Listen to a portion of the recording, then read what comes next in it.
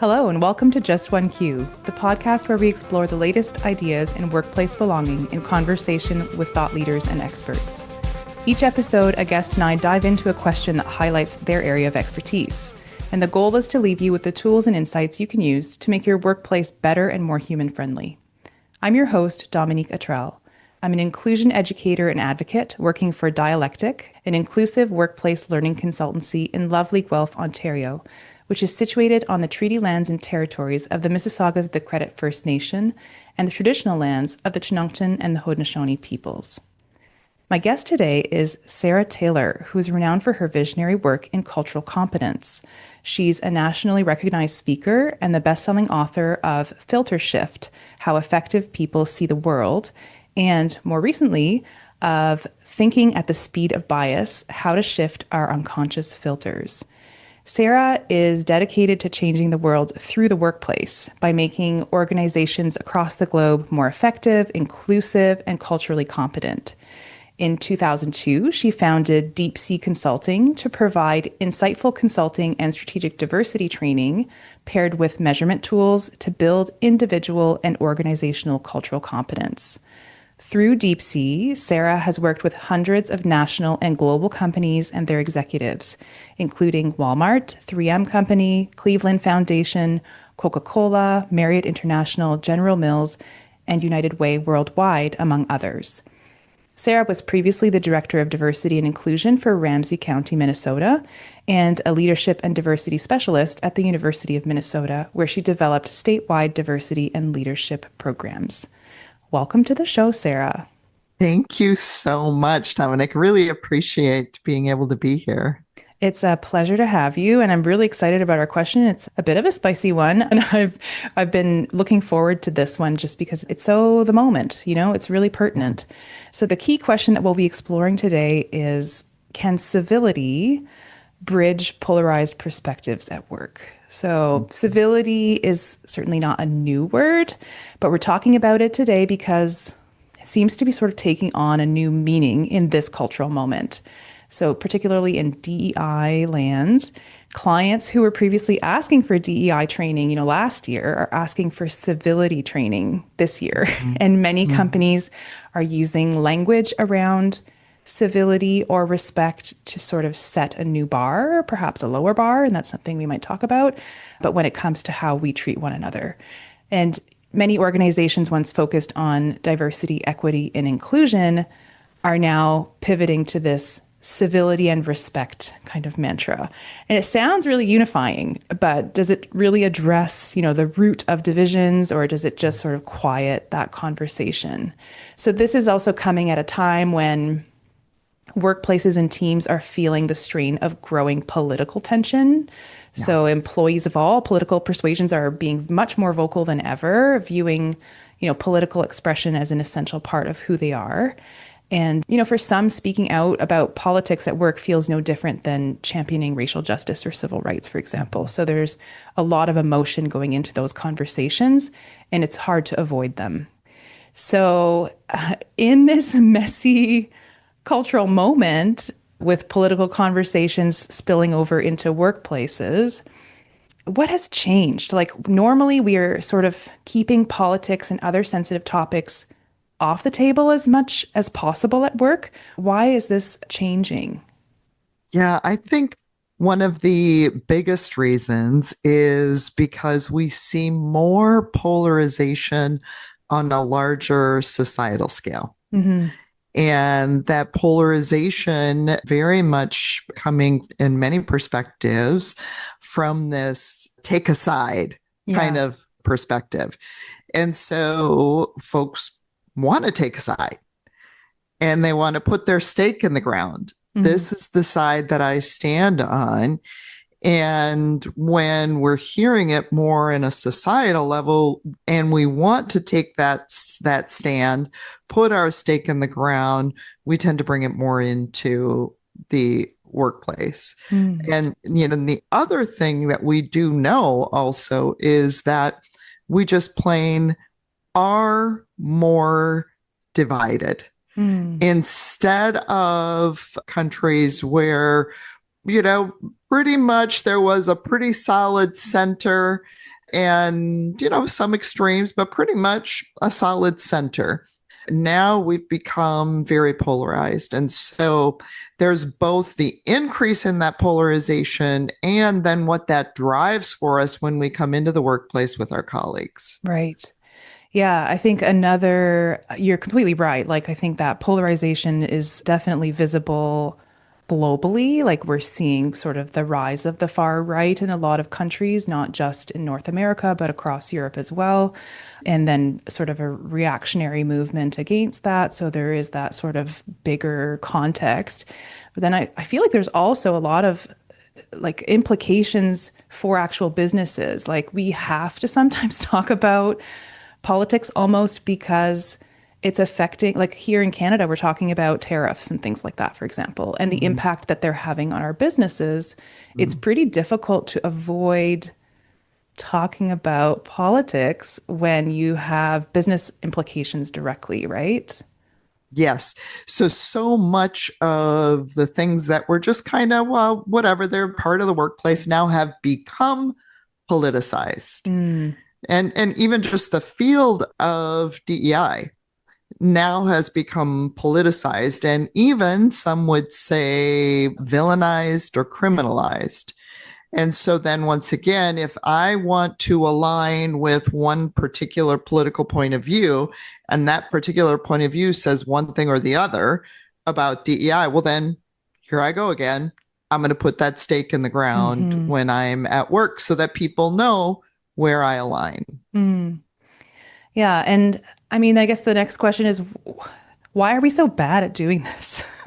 Like, there's something about putting your stake in the ground and picking a side that I guess should be okay, but there's also a lot of explosive stuff happening. Like, Absolutely. there's a lot of conflict around that. Mm-hmm. So I'm wondering if you can comment on just like why are we so bad at navigating polarized political opinions? Well, I take that from the perspective of cultural competence. Mm, Uh, because polarization is an actual stage of development. When we look at 5 stages of cultural competence development. So think about any other way that we develop. We can develop, and it's a skill like any other skill we develop. It might be the skill of math or the skill of knitting or the skill of golf or whatever the skill is. There's the beginner levels of ability and intermediate levels and more advanced levels. The same is true with cultural competence. It's mm, an ability that any of us can develop.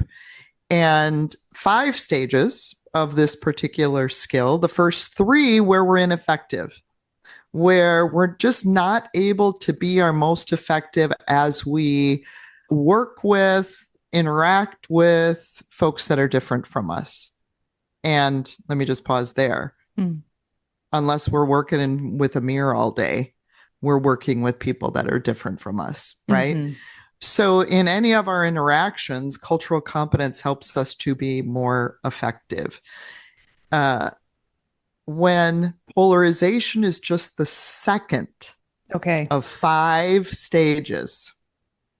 So we start essentially being kind of oblivious to even easy to see differences. So we might unintentionally offend without even knowing it. Mm, Then we move to seeing those differences and judging them.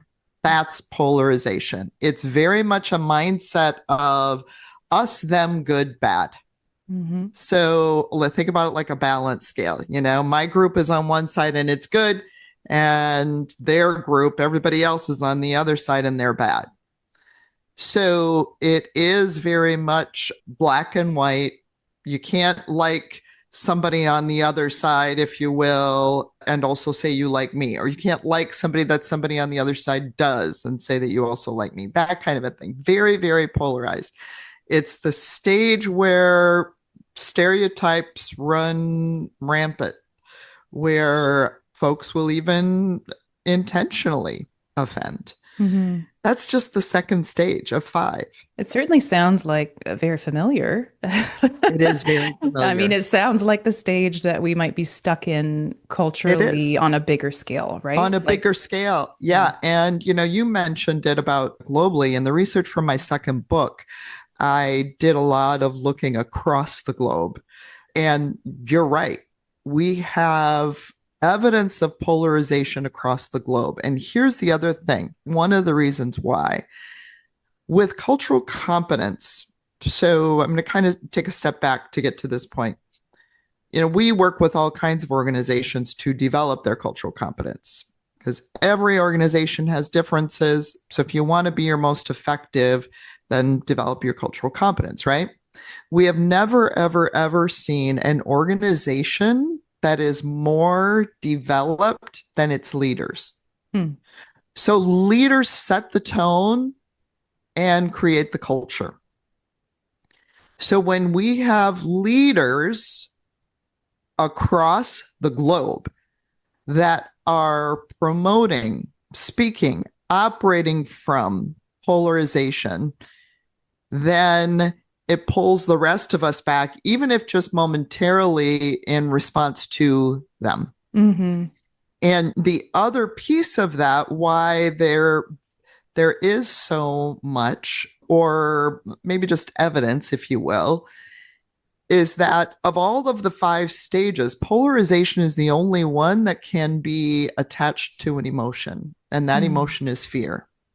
So fear stokes polarization. If someone comes at me and says, Sara, you're in danger, what am I going to do? I'm going to defend. And so if someone comes and says, Sara, you're in danger because of your identity, Yeah. and it's that other identity that's doing it to you, that's stoking fear, and it's going to make me more defensive, which is polarization. Mm-hmm. So it's all of those factors that we have. And fear can be very mobilizing. So as a political tool, it's fabulous. Of Let's course. mobilize these folks behind us. I mean, even think in the workplace where sometimes we use, fear to a certain extent.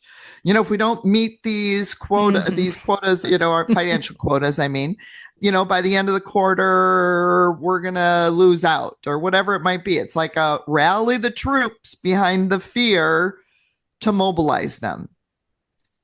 Yet what we're doing, especially when we do that as leaders, is we are encouraging a second stage level of development in an environment that requires a fifth stage. Hmm.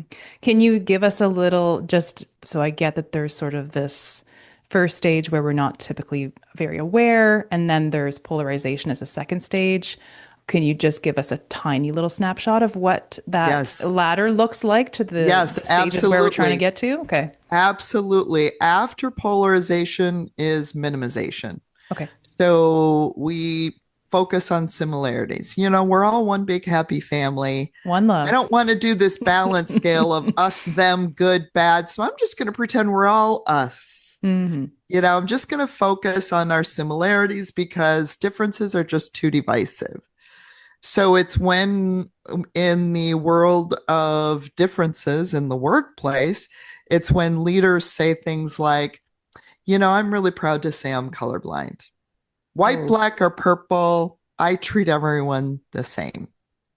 So that's that third stage. And you can imagine when we all come with a multitude of differences with us as a part of us to the workplace, if those differences aren't fully seen and acknowledged and accepted, well, then we're going to have to leave part of ourselves and part of the resource that we can provide to the organization. We got to leave Mm. that at home.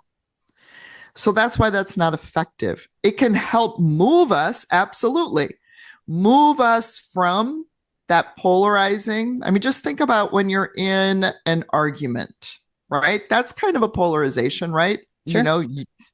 And what do? You focus on, well, can we just find some common Come ground, around. Yeah. Yeah. right? It's Yep. natural. but it's not enough. It's not enough. After that, into the more effective stages, the first of the effective stages is acknowledging the complexity of differences. It's often called acceptance. So, not just acceptance as in, okay, fine, I accept every difference. No, it's more from that perspective of acknowledging. I can acknowledge that that's an incredible difference between us. And I can see it, I observe it, I acknowledge it. And then the last stage, I'm actually able to shift my approach to adapt to that difference. So we can walk through some examples and so forth if that's helpful. But overall, thinking about that again, back to our conversation about politics and where we are, we have a situation of, I'm going to use an analogy. Instead of 5 stages of cultural competence, let's think of 5 levels of a math ability. Sure. So maybe grade school, high school, college, master's level, PhD level. Sure. All right. We have PhD level problems. We sure do. In our world. And we've got, using this analogy, leaders that are operating from the high school level, trying to solve those PhD level problems. So it's kind of like they, you got a huge long equation, and in this huge, I didn't have these kinds of math classes, but I've seen in movies, they'll have the whole chalkboard filled with one equation, right? So there's, I don't even know, hundreds of digits and symbols and so forth on that chalkboard. But it's like being able to see just the one little piece, which is 2 plus 2. So then you have those folks yelling, 4, it's 4, it's 4. Can't y'all see it? It's only 4. Knowing that they're giving the wrong answer, yet that's the situation we're in. PhD level problems, yet we're stuck at kind of that high school, and in some ways it feels like junior high, right? Yeah. Kind of operating. Yeah. I love that. Yeah, that analogy.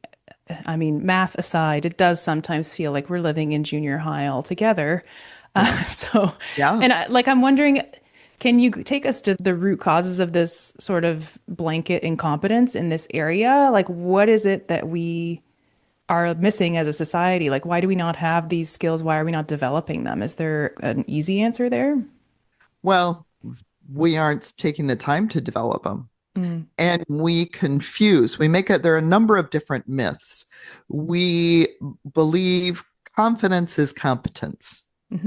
So I'm confident in my ability to interact with people that are different from me. That doesn't mean anything.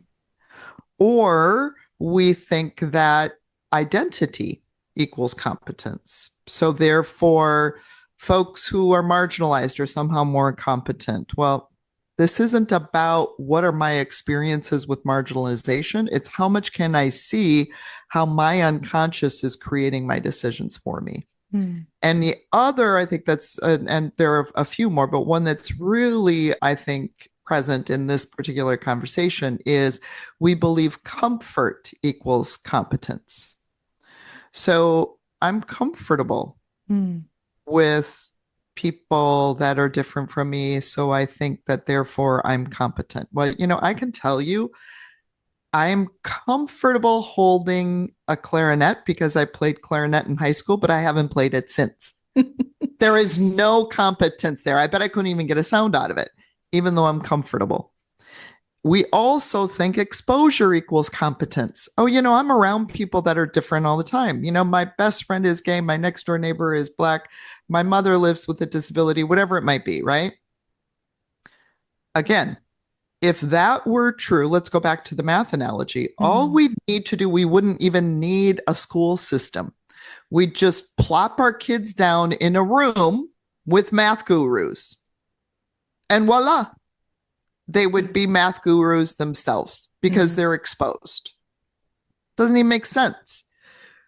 another real key is that the vast majority of individuals are operating in that third stage of development. And it takes a whole lot to develop to those effective stages. So what we hear around us is more of that third stage. We think that's the end all. That's the goal we need to get to. At least when it's a step better, right? At least it's a step better than polarization. But it is not the whole way there. So can we take this and now sort of shift and talk about specifically in the workplace and our conversations about political topics, which is sort of where conversation started.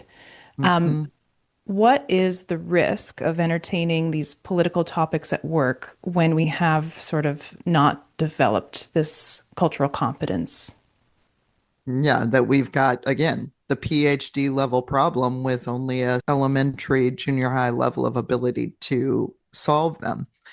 So folks then enter into those conversations, and particularly if they enter into them from polarization, enter into them with the goal of changing the other, not the goal of really understanding themselves. Even when they say, oh, I really want to understand. I actually, unfortunately, had one of those conversations myself recently with a family member that kept saying, I really want to understand. I really want to understand. And one thing that folks wouldn't know just by looking at me, I'm married to a Black man who happens to be an immigrant.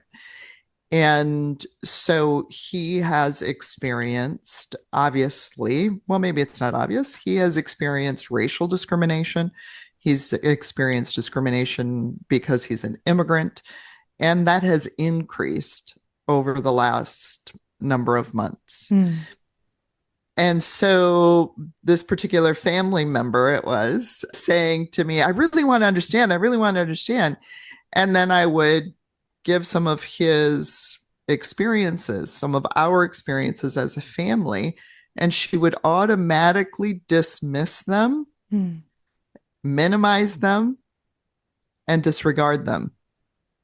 And we can understand what's going on there also from the perspective of cultural competence, because this isn't about just a perspective of, I think we should take a plane to get there and you think we should take a train. It's not about that. And I'm going to fight with you because I really want to take a plane, right? It's an actual stage of development. Yeah. So unlike in that argument we're having about a train and a plane, and you're giving, that's just an argument, and you give me some good solid evidence, I'm going to say, oh yeah, okay, yeah, let's take the train. But this isn't just an argument, it's a stage of development. So here's the mistake we make in the workplace, and I see it over and over and over again, is we think that giving more and more information will actually somehow magically convince the other person. And again, because it's not about convincing the other person, it's about their stage of development, that more and more information actually works to retrench them in their own perspective. So leaders will do this. And when we saw it most was right after George Floyd's murder.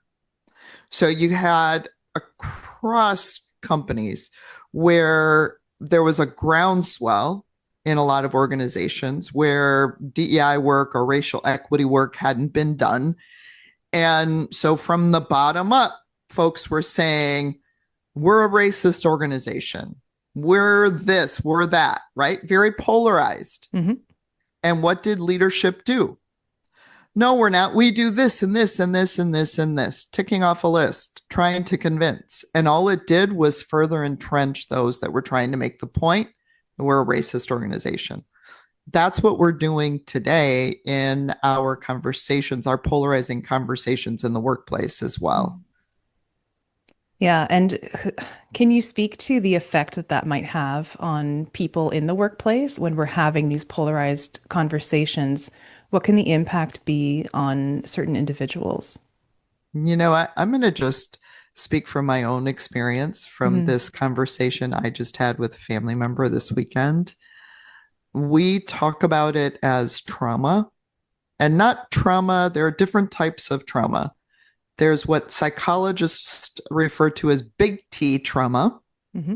It's what people typically think of. A car Uh, accident or, yeah. car accident, someone who has post-traumatic stress, someone who's been in war, who suffered abuse or is suffering abuse or witnessed a violent crime.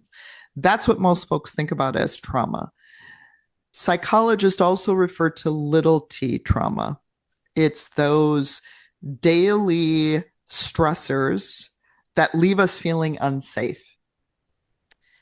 And the problem with just referring to it as a little t trauma is that it has the same impact on our bodies, has a physical impact.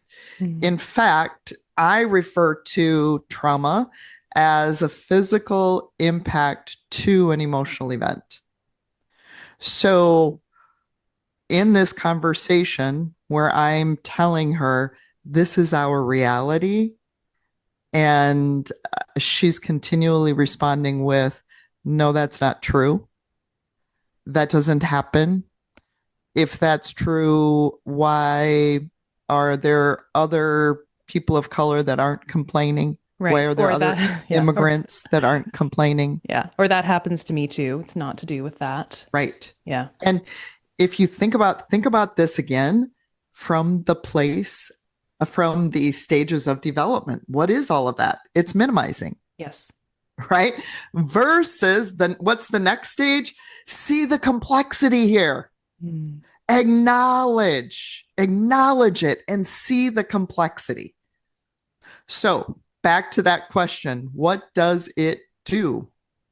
It has a physical impact. So think about situations where, a trauma of, let's say, you mentioned car accident. What happens right away? Heart rate raises, our blood flushes and our energy flushes to our extremities so that we can respond.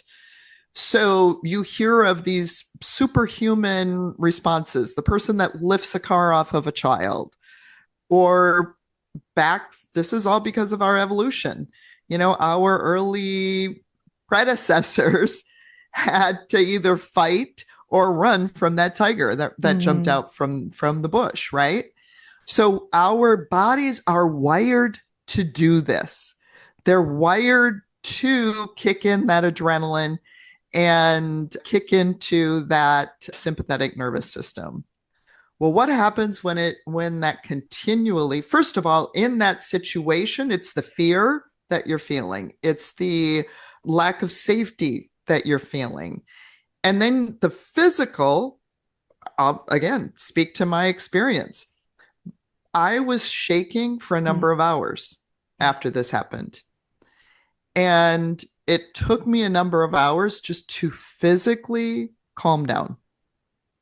So, what happens when that is repeated? You think, again, energy and blood is going out to the extremities. Well, then what does that mean for my body, my core systems, my digestive system, my cardiovascular system? They start to have chronic issues. Yep. This is why you see certain populations with chronic heart problems, as an example, cardiovascular problems, digestive problems, as an example. Autoimmunity also. Yeah. Autoimmunity, all of those kinds of things. And then again, when we think about it as political conversations, it's not just I like this policy, you like that policy. Okay, whatever. Because we're talking about identities that have been politicized. My husband's identity has been politicized. As a Black immigrant, his person is politicized. My work as a DEI practitioner has been politicized. We didn't ask for it. Yet that's where we're at. I think that's such an important insight. I want to pause there just to absorb that because I think it is a difference between how things felt, even a few years ago, even though there was a lot of that then too. It's at a fever pitch now, is what it feels like. That the politicization piece, like these policies that are specifically directed at people's gender, people's race, people's immigration status, all of these sort of very pointed executive orders and things like that with like language that extremely is identity targeting. Mm-hmm. I think that is what makes it harder, right? It's because it's so identity based. And so you can't just sort of have an opinion and walk Right. in and expect somebody who's affected, whether on the basis of their gender or race or whatever, to not have that response that you've talked about. Yeah, Um, absolutely. And you also can't, my husband could walk into a workplace and no one would have any idea what his policy preferences are, but they're going to know right away that he's a Black man. mhm. He'll say two words, they'll hear his accent, they'll know right away he's an immigrant. And I've talked immigration and race and the practice of DEI. Well, what about transgender folks? Where you see, and even, I mean, certainly, I'm not going to get into, I sometimes have referred to it as the diversity Olympics. There is no gold medal here. No. There's not like we're looking for a group that has more, or the oppression Olympics, excuse me, I call it. We're not looking for who's feeling more marginalized, who's being targeted more at all. But I do want to recognize transgender in particular, because you talked about how that othering is so heightened Mhm. with immigrants, people of color, our practice. When you talk about transgender identities as well, that othering is just exponentially more. Yeah, I feel that too. And we've kind of covered, why it feels so potent, why it's so difficult now, and that polarization feels extra personal. And Yeah. I wanted to kind of talk about this example. So this is something I'm seeing as it so often happens in far right surges. People who hold power often co-opt the narrative of oppression too. So people who have like this higher standing in society will claim that their interests and their rights to speak are limited. And it's sort of this claim of reverse racism almost. And it's become really mainstream and reflected explicitly in executive orders that I've read on the subject of DEI, for example. Mm-hmm.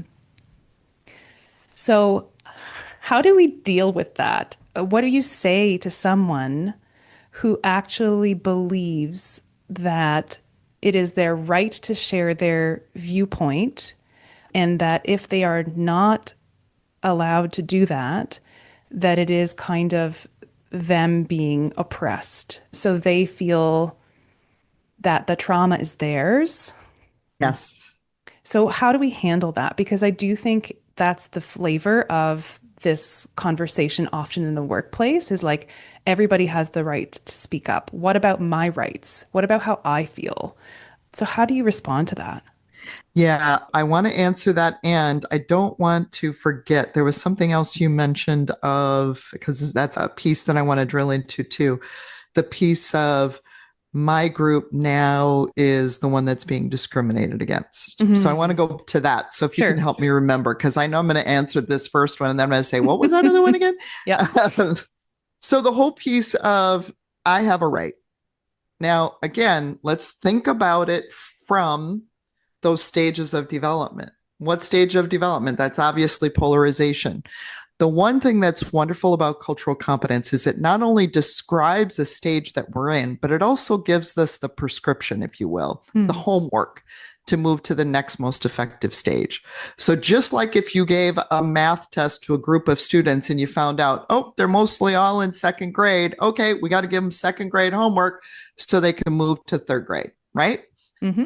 The homework, if you will, for folks in polarization is what gets us then firmly planted in minimization, which is focus on the commonalities, Right. focus on the similarities.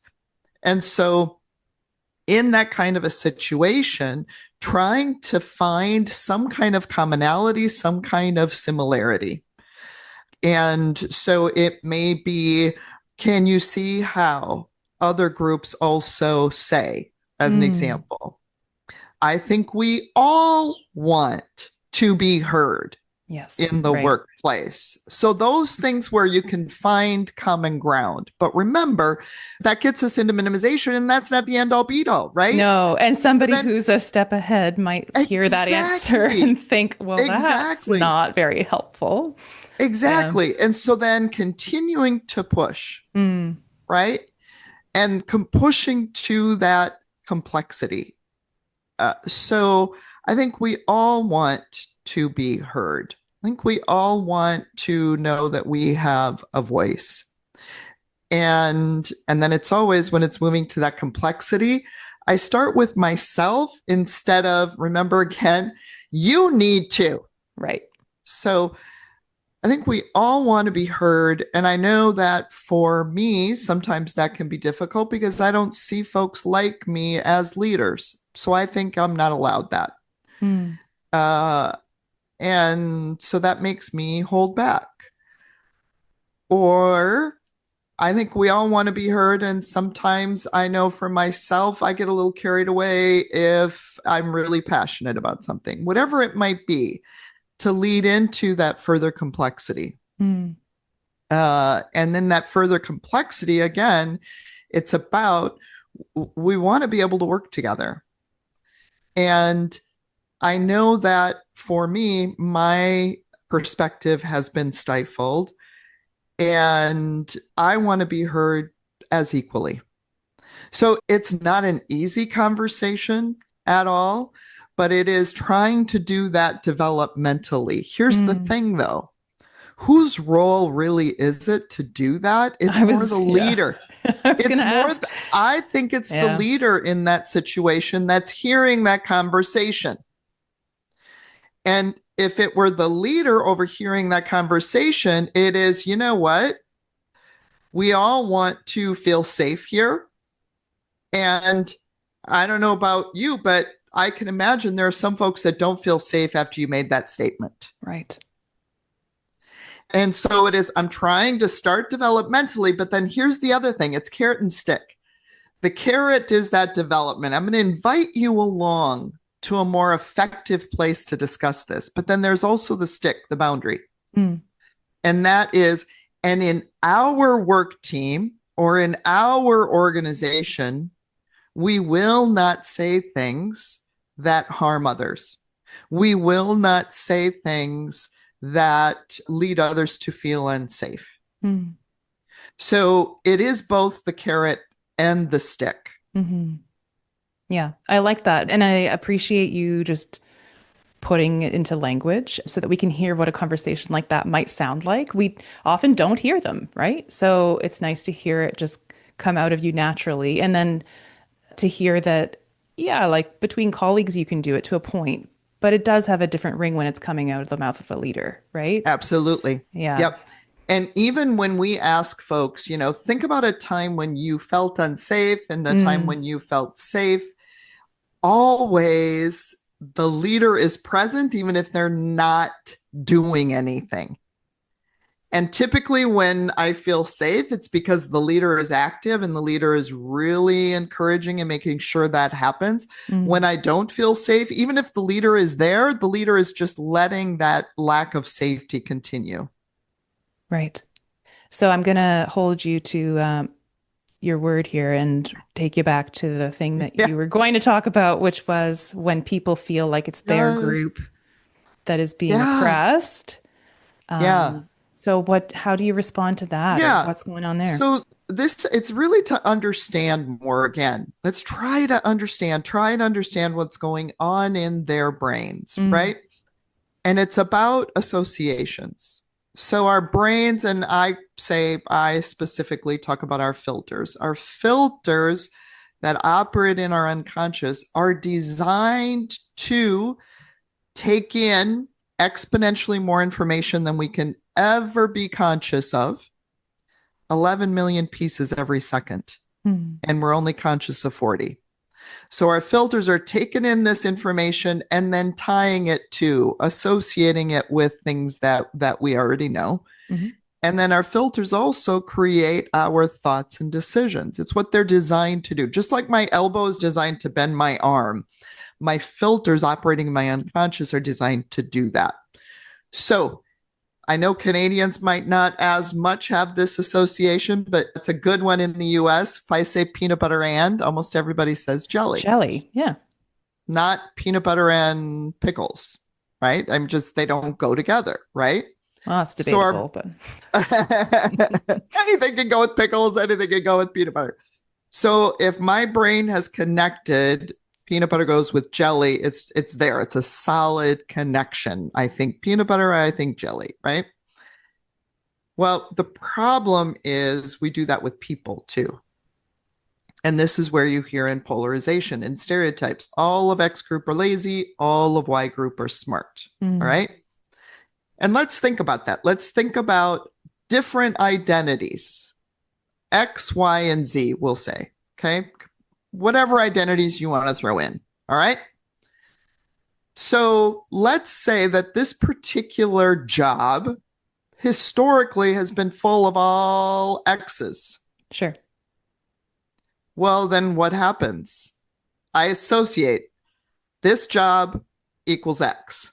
Yep. That's who's able to do it. Well, then guess what? That's in many cases, that's because the full pie, the 100% of the folks that were capable and qualified to do that job, almost all of them were X's. Well, now X's have become a lot smaller of that piece of pie. Now maybe they're only 50%, but our organization is pulling from the whole pie. So my goodness, now I see Y's and Z's in this job as well. Well, that can't be. They can't have that job because they're qualified, because my brain is telling me only X group, X identity is qualified for this job. So you're hiring Y's and Z's that aren't qualified. I'm oppressed. Yeah. I'm an X. That means I'm oppressed. Yep. That's what's going on in our brains. And again, if I'm not able to develop someone out of polarization, I can't expect that they're going to see that differently. And I think that's the mistake we make in workplaces again, over and over, is we expect people, again, to solve these incredibly difficult problems without developing their skill to be able to do so. Yeah. So it's another encouragement then to really dive into cultural competency and cultural competency training to sort of try to bring some nuance into that type of thinking, not only as it relates to, you know, our conversations, interactions with others, but the way that we perceive ourselves and, you know, whether or not we are considering ourselves to be oppressed or whatever. Yeah, because, you know, I wish I could remember the statement that you made. You know, you're kind of laying out one of the challenges and kind of a typical resistant perspective, right? Well, we got to remember that this is about, for the person that develops their cultural competence, it's about their effectiveness. It's about how much of a full complexity of differences are they seeing and responding to. So if the person that they're working with, I use the analogy, that person is a portrait, that's a pointillism painting. So, you know, a pointillism painting, that's like what, a gajillion dots, right? But someone, and that's what we see when we're in that fourth stage. We see the gajillion dots. In the second stage, we see 4 or 5 dots. So I'm not even seeing who that person is. And what happens if the 4 dots I see are dots that I have judgment around, that my filters have an association with of that's bad? It's me that's not going to be effective. I'm the one that's missing out on that pointillism painting. I'm the one that isn't effective in that interaction. I'm the one that's missing out on all that that individual can bring to an interaction with me. This does cultural competence benefit those that are marginalized to create greater equity and parity? Absolutely. But it also impacts and helps dominant groups. Yeah. You're like cranking up the resolution so you can see things more clearly and be more effective. Yes. Yeah. Yes. Yeah. Absolutely. I love that. I wanted to kind of turn this conversation now back to the place that we started, which was this word civility. So Mm. civility is kind of a cold sounding word, and it's definitely, to me, it sounds just like a bit of a step back from inclusion or belonging or some of the warmer language that we were previously using and allowed to use freely. But many organizations, as I mentioned, are sort of pivoting into this concept of civility. And I want to ask you, is civility an appropriate goal for this moment? And maybe you can sort of situate it along the continuum of cultural competence. Yeah, yeah. Civility is 100% the middle stage Okay. minimization. Yeah. 100%. So it is everyone, it makes a huge assumption about shared group norms. Everyone has the same expectations for group norms, and everyone just needs to abide by those group norms. And so let's just teach those group norms and we're all going to be great. Yes. So to answer your question, it's yes and no. Yes, that can pull us from polarization to focus on commonality, but it definitely isn't enough. And it also runs the incredible danger of being based solely on the dominant group's definition of the group norms.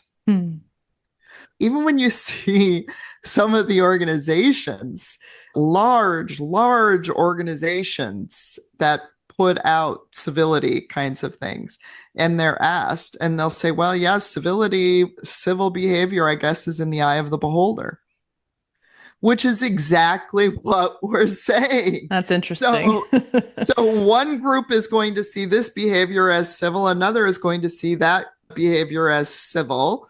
And if we don't have our cultural competence developed, we're just going to keep judging each other. I like that a lot. And if this is the organizational definition of civil, that's going to be tied to the dominant culture. So then that just works to further marginalize anyone that doesn't have that definition of civil.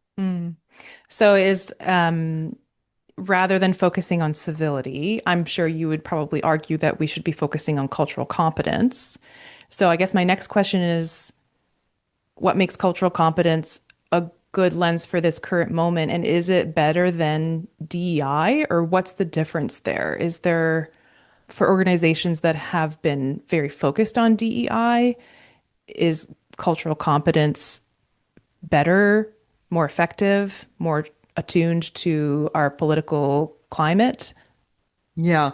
Well, cultural competence is an ability, and the stages of ability, what they're measuring, are our effectiveness interacting with differences. That's why it's important, not only in this day and age, but has always been important, because we've had, and I think that's a lot of the reason, frankly, why we have a lot of the backlash to DEI, because it was done from ineffective stages and the ineffective stages of development, and the outcomes that we would want to see weren't there. And it worked to create greater polarization, greater inequity. So it is about a couple of facts from my perspective. Differences are a fact. Diversity is a fact. Unless you're working with a mirror all day, you're working across differences. So that's just a fact. I also don't see differences as good or bad. They just are. So if diversity isn't good or bad, it just is. It's a fact. And it is a huge fact of our workplace.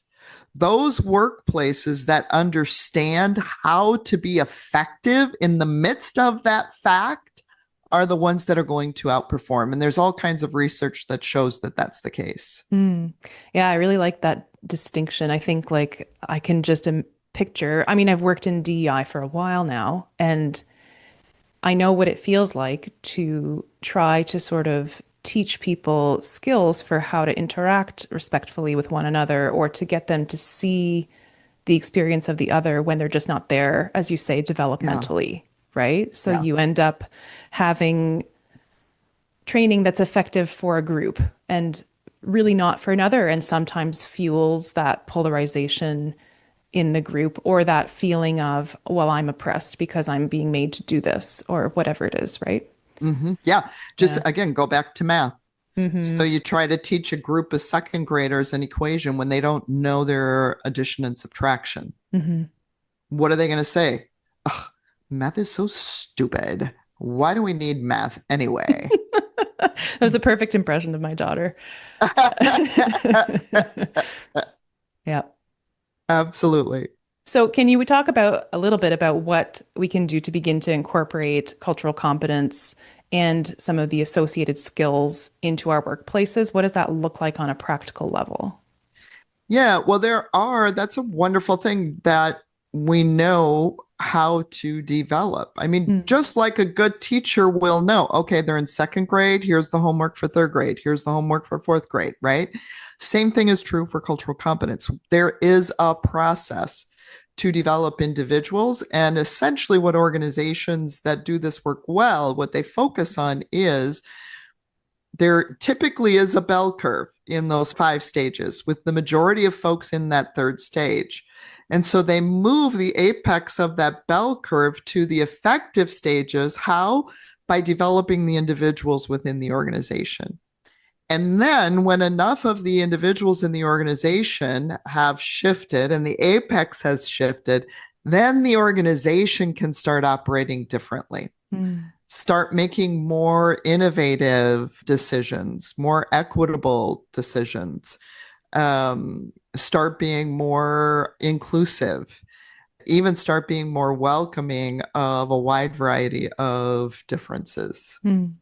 And you said previously that the role of the leaders is really important here. So, is the typical strategy to train leaders first, or is, Leaders go first.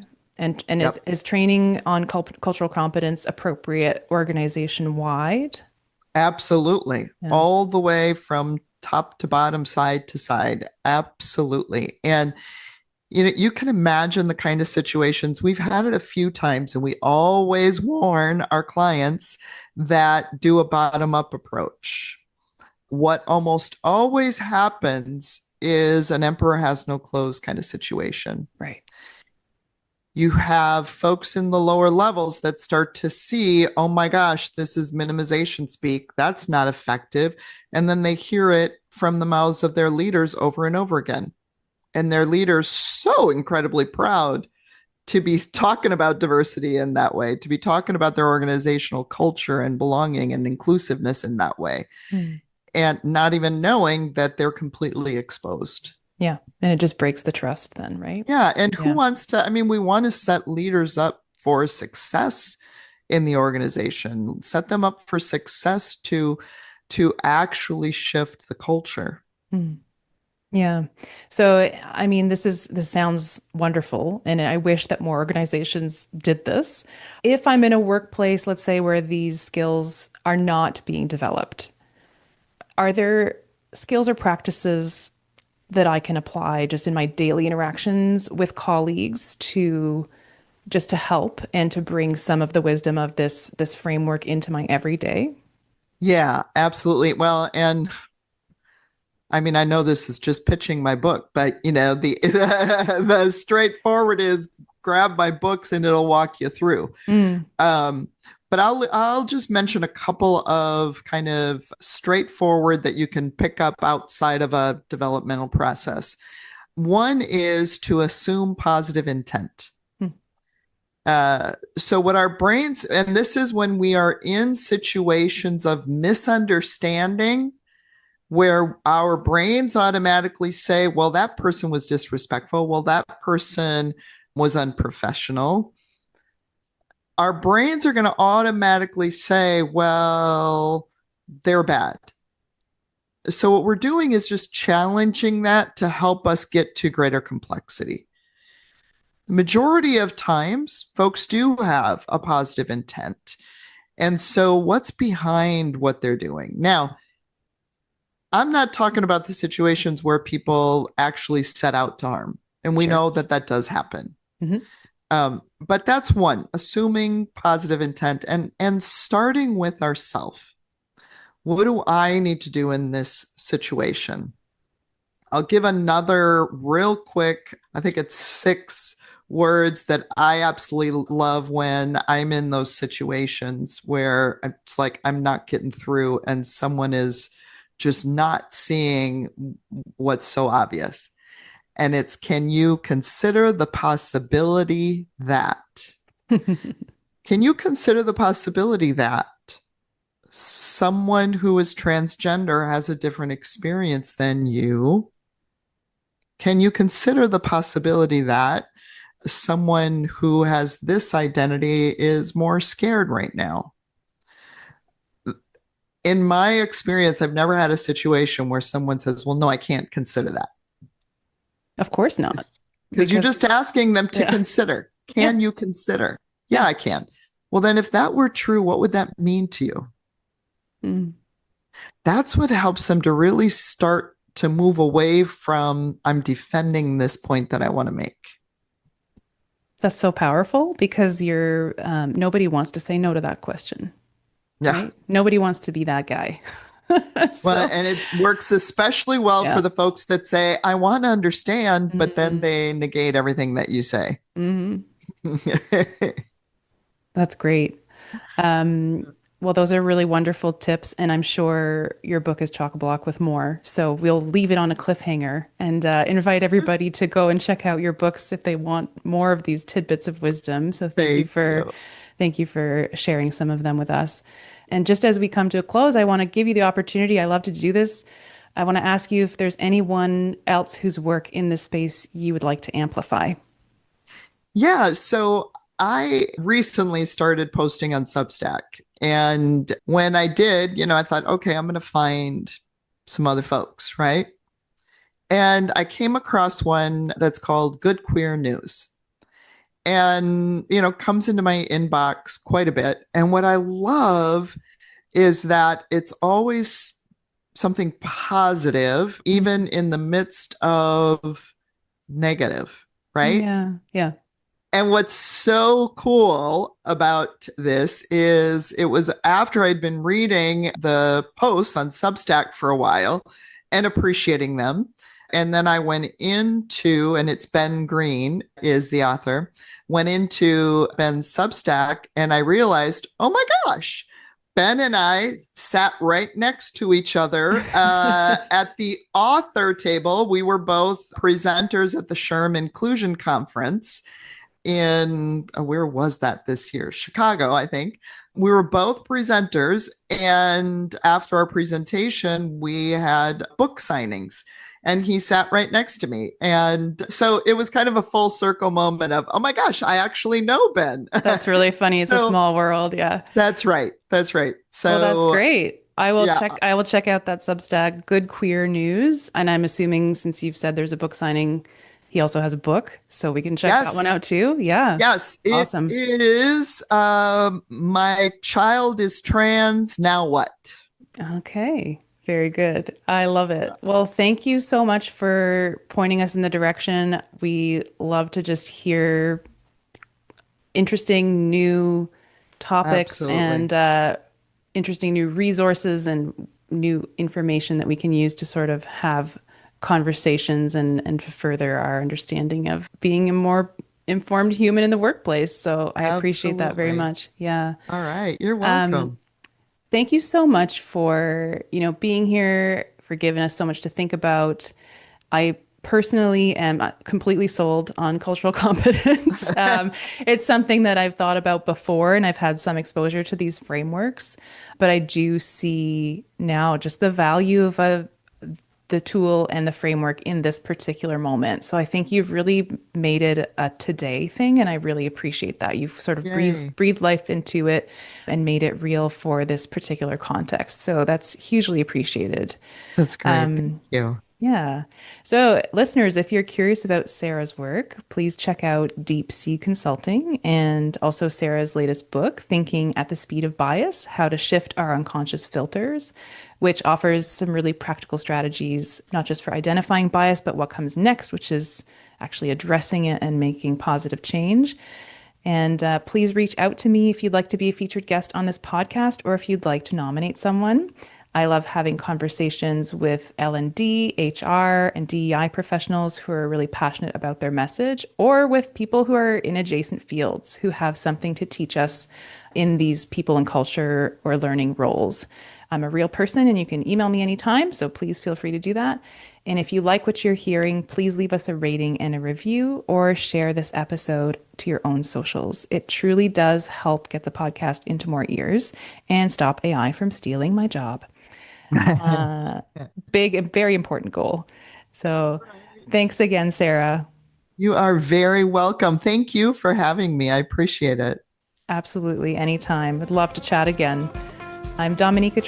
Thanks so much for listening and see you next time on Just One Q.